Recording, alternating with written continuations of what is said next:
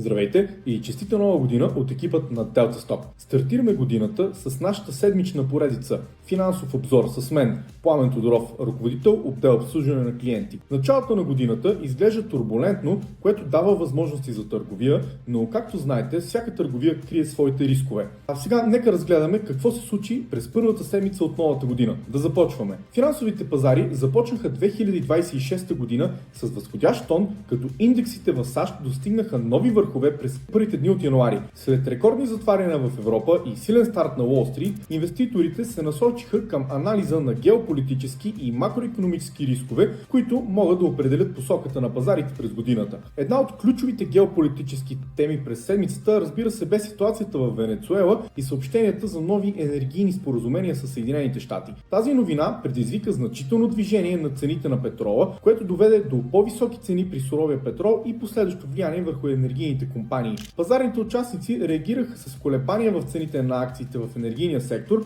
а акциите на Shell и British Petroleum отчетоха спад, докато инвестиции в инфраструктурата на Венецуела привлякоха вниманието в средата на седмицата. На 7 януари Евростат публикува окончателните данни за инфлацията в еврозоната за декември месец 2025 година. Годишната инфлация спадна до 2%, като това е първия път от няколко месеца насам, в който показателят достига целта на Европейската централна банка. Това беше по-ниско от 2,1% през ноември месец, като пазарите възприеха тези данни като сигнал, че ЕЦБ вероятно ще запази лихвените проценти без промяна в близките месеци, което подкрепи европейските облигации и понижи очакванията за ранни лихвени съкращения. На 8 януари Министерството на труда на САЩ отчете, че първоначалните молби за обезщетение при безработица се повишиха леко до 208 000. Този знак за устойчив, но забавен пазар на труда подкрепи идеята за сравнително стабилно търсене на пазара на труда. В САЩ пазарите останаха чувствителни към данните за безработица и геополитическите новини от Венецуела, като енергийните и отбранителните акции бяха сред най-активните сектори за седмицата. На 9 януари бе публикуван и един от най-важните икономически индикатори на пазара – Non-Farm Payrolls за декември месец 2025 година. Данните показаха, че трудовият пазар продължава да се разширява, макар и умерено,